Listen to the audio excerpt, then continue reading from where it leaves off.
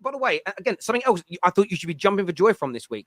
The ruthlessness you're showing towards Thomas Partey, moving him on after letting you down. This is what you've been begging for. You have been begging for Mikel Arteta to hold people accountable. It was Etu. Yeah, you're right. It was Etu. So, but you've been begging for your manager to hold people accountable at your club. And if they foul and flop. So he holds Thomas Partey accountable, but he won't hold the goalkeeper accountable. He won't hold Zinchenko accountable. So now you're annoyed though that he isn't holding the players you want. No. If you let me finish without talking over me, yeah. Right. Thomas Partey still has 2 years left on his contract. We've just seen Ruben Neves go to Saudi for 47 million quid. How much are we going to get for Thomas Partey if we was to sell him now? Because he's linked to Saudi. Do you think we're going to get, based on the fact that he's got double the amount of time left on his contract than Ruben Neves had? He's a better player than Ruben Neves.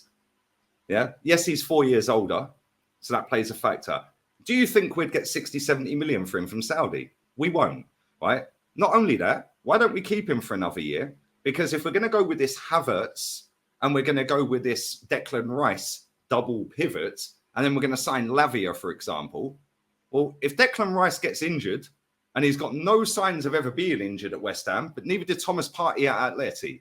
So now if Declan Rice gets injured, who are we playing in midfield? What, we put in a 19-year-old Lavia in a Champions League game with Havertz next to him in midfield. Failing that, what, are we going with Jorginho and Havertz? Are you mad? What are people missing with this? We're going to go with Jorginho and Havertz or Lavia and Havertz if Rice gets injured. And people say, ifs. Well, let me tell you, I said if Jesus gets injured, we're doomed. You know, if Saliba gets injured, we're doomed. When I gave the transfer window a 4 out of 10 last summer and everyone said, you're negative, you're toxic, well, by Christmas, everyone was on the same page calling Finn's squad. Well, that's the same as saying the transfer window in the summer was a failure, but they were all jumping around pants down 9s out of 10s. Yeah, if we get rid of Thomas Partey and Xhaka this summer, I'll say this now so you can clip this. If we get rid of Granit Xhaka, who I don't rate one bit, he had a great season, big up to him. Didn't expect him to be able to do that. Fair play to him, yeah? But if we get rid of Granit Xhaka and Thomas Partey in the same transfer window and go with Havertz left CM and Thomas Partey, Declan Rice right CM, that is a downgrade on Xhaka and Partey. That is a downgrade. Havertz left CM and Rice right CM, and that is a downgrade on Xhaka and Partey. Yeah, I don't think anyone can even debate that. Okay, so I understand where you're coming from, right? Firstly, the Saliba thing being out injured, that's why you're trying to sign players like Yuri and Timber to increase the overall quality of your defensive area. So why did he sign Rob Holding to a new deal then in the first place? What about Kivior? Hang on, just let me finish. I think Kivior is also part of that. He looks very, very good to me, Kivior. I think there's a real good player in there as well. I think there is with Timber as well. But this is what's interesting, right? You demand a manager is ruthless. He's then looking to get rid of your engine room, the midfield, to in his eyes improve it with Declan Rice, Lavia, or maybe Caicedo. Kai Havertz could be added to that mix. I know there's contentiousness around that, but we'll get onto that in a moment. But now suddenly the ruthlessness from you is not wanted because it isn't the players that you think. It's the least of our problems. Please let me finish talking because you don't think that's the issue. But me and you have sat on here, Lee, and had debates where you're like, right, you're managed to get rid of all the dead wood at Man United. It's like, and I've said here, and we've had fiery debates where I've gone, you can't just get rid of everybody. Equally, there is the possibility that we can improve Bruno at Man United or Rashford at Man United, but they are not gaping problems in our team. There are other areas. So like the reason I was messing around there where you're talking is your logic goes back to front because you don't see it as being a massive issue. But this is exactly the argument that we have had with you when it comes to get rid of Rashford and get rid of Bruno Fernandes at Man United. They're not our gaping problems at the club. There are many more other things that need to be addressed first. And the reason you can't address them all, and this is the thing with you can't address them all because you can't sell a whole squad of players and buy a whole squad of players in the summer, which is impossible, Lee. Well, Forest did it, so it's not impossible, is it? They didn't do it. Well, they did. They got rid of 21 players and signed 20, or 21's out, or 20 in and 20 out, whatever it was. Go through it, Tel. You can go through it. Yeah. My point is, Thomas Partey is the least of the problems. Thomas Partey played 33 games last season. 5 games he was sat on the bench. He wasn't injured at all last season. Thomas Partey was the least of our problems in that capitulate. He was a big part of it, yeah. But playing Rob Holding over a new signing Kivior when Saliba got injured was mad. Yeah, continuing to keep Zinchenko on the pitch instead of bringing Tierney on was mad. Failing to make substitutions early enough was a big problem, right? Giving up and down in tools was a big problem, yeah? But at the same time, if we get rid of, and it's only my opinion, we get rid of Granit Xhaka, which I hope we do, because I don't rate him one bit, yeah? And Thomas Partey in the same window and go with Havertz where Xhaka was playing and Rice where Partey's playing, for me, that's a downgrade. It should have been Declan Rice and Thomas Partey playing and Lavia as backup, Havertz rotting at Chelsea. Instead, our fans have now gone and done that thing they do every time. Not one Arsenal fan wanted Kai Havertz this summer, but now he's linked to us. They're all on their knees begging for him. Mate, he is no good. We have seen for 3 years what that guy is doing. And I see people sitting on your show yesterday saying, oh, yeah, but every striker at Chelsea dies. No, they don't. Diego Costa didn't. Tammy Abraham didn't. Olivier Giroud didn't. There's three I've named straight off the top of my head. Tammy Abraham was not very good at Chelsea. Oh, he done better than Kai Havertz, mate. That's not a standard. Well, it is, isn't it? Because that's the standard for my club now, is we're signing Kai Havertz. Where can Kai Havertz play? I understand your challenge around Kai Havertz, and me and you will agree on that. So there's very little point in us debating the merits of Kai Havertz, because I treat Kai Havertz going to Arsenal in the same way as I do Mount to Man United. I've got personal... Mason Mount would fit Arsenal better. I understand that, but let me finish my point. Me and you agree, because I think there's huge question marks over the signings of those two players. However, I don't have to have faith in Arteta. I'm not an Arsenal fan. I've got faith in my manager, and the fact, I'm not an Arsenal fan, and the fact that there's so many top managers that are looking at these players tells me there is ability in there, and there is something that managers believe they can unlock. And when I look at Arteta and I look at your marquee signings under him, the vast majority, barring Fabio Vieira, have been very good to brilliant for you so far. And I just think it's one where it's almost, I get why you're not, but it's like with Mount and Man United. I'm half really worried and half really excited about what he might be able to do for us. We haven't even got that deal over the line yet, but we've got to see. But as I said before, marquee signings as if the other signings don't count. Yes, yeah, well, they don't count as much. This guy is the same guy that put Nuno Tavares on at Anfield and threw the game, mate. Yeah, so that counts, right?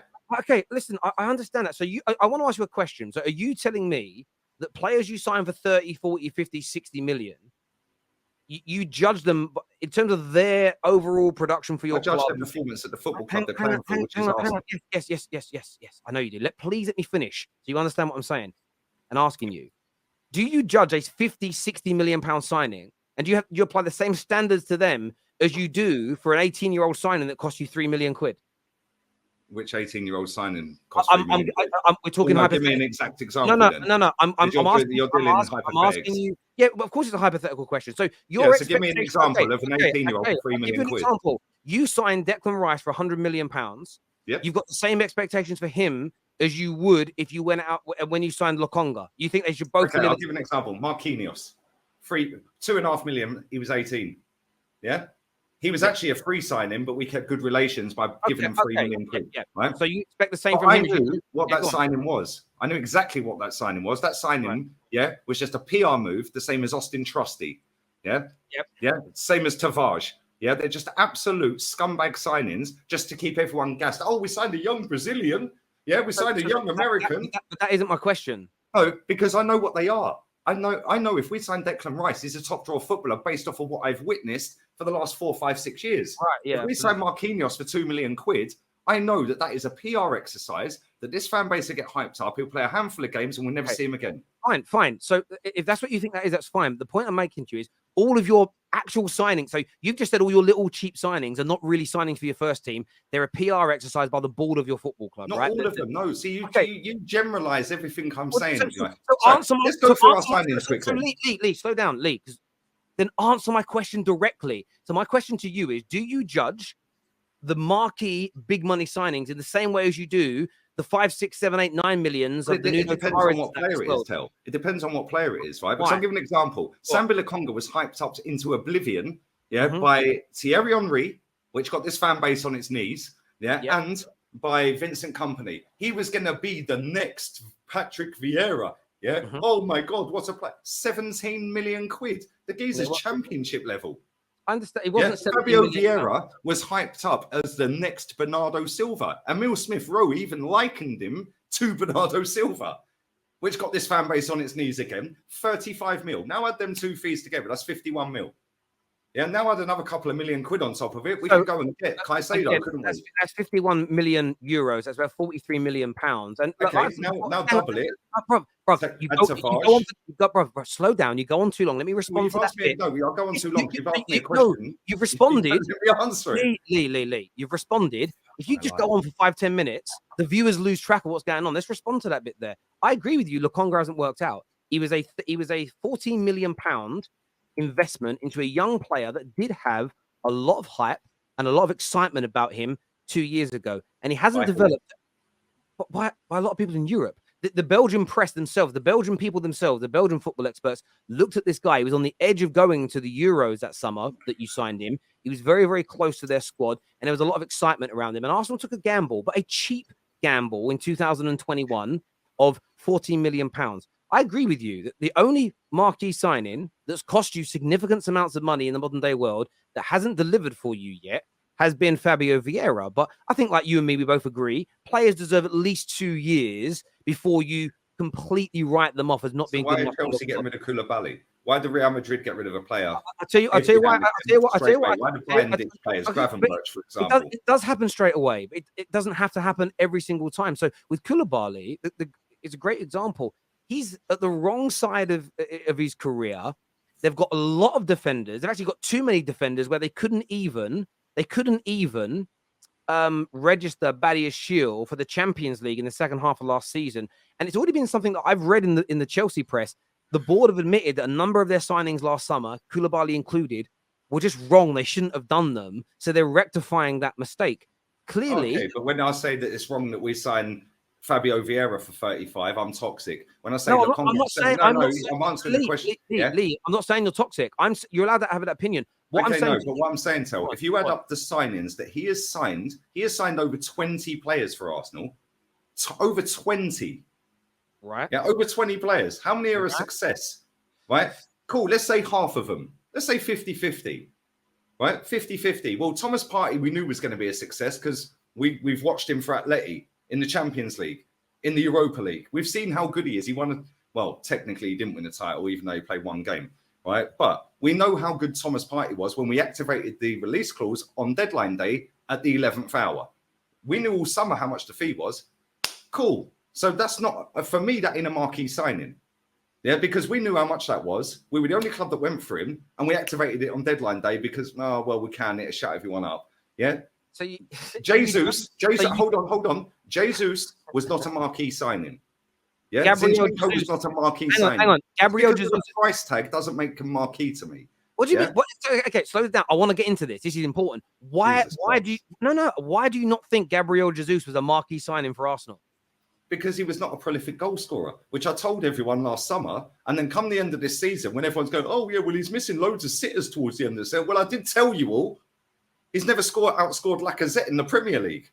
He's a good player. I like Jesus. I'm not knocking him, but he's not a marquee signing. Last summer, he was your most expensive signing, followed by Zinchenko and Vieira being the same amount. Who was your marquee signing last summer?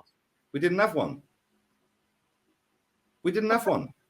Fair enough. A marquee signing to me, Terry, is Declan Rice this summer. That is a marquee signing. A Caicedo. Yeah, Harry Kane going to Man United, marquee signing. Yeah, you know what you are going to get with them players at a top tier that can elevate your football club. Yeah, right. They can make you successful. Will Zinchenko make Arsenal successful? No, because he can't defend. Will Fabio Vieira ever do anything for Arsenal? No, he'll probably end up back in Portugal next season. Will Gabriel Jesus go and be a prolific goal scorer? No, he won't. He's got no form of ever doing that. Yeah. But people go, but without them signings, you wouldn't have been in a title race. Okay, well, let's see if we're in one this season then. Yeah, let's see if it was just not just a fluke then, because time will tell. Because there's a lot of people that have chatted crap for 3 years, Terry. Right, and they've sat there, hyped up everyone. Kai Havertz is not good enough for Chelsea, who finished 12th. So why should we sign him and pay nearly all of what they paid for him, plus 210 grand a week for him, when we could literally, when you add up that over 4 years, plus the fee is 100 million. That covers Caicedo. Go and get Caicedo. If you pay Caicedo 80 grand a week, right? And apparently he was our #1 target in January, and you pay 80 million for him, plus 80 grand a week for 4 years, it's 100 million. Listen, I Makes understand. no sense.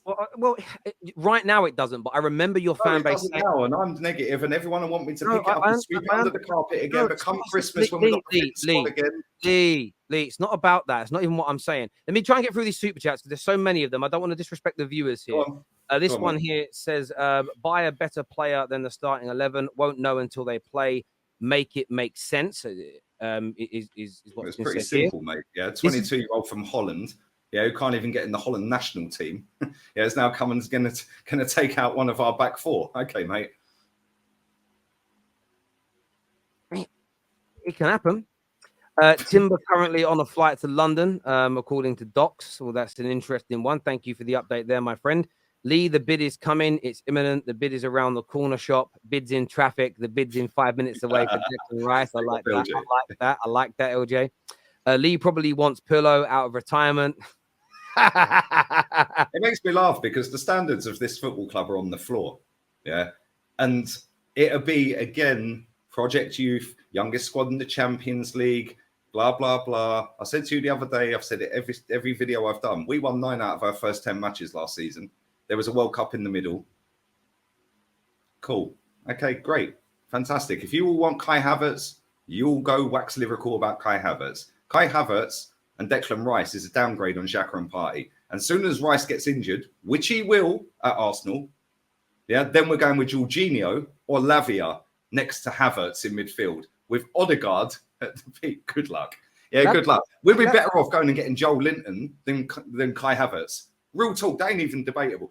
Okay. Joel Linton is better in that position. Yeah. Go on, carry on, mate. He's better. Listen, I understand where you're coming from with that. I do.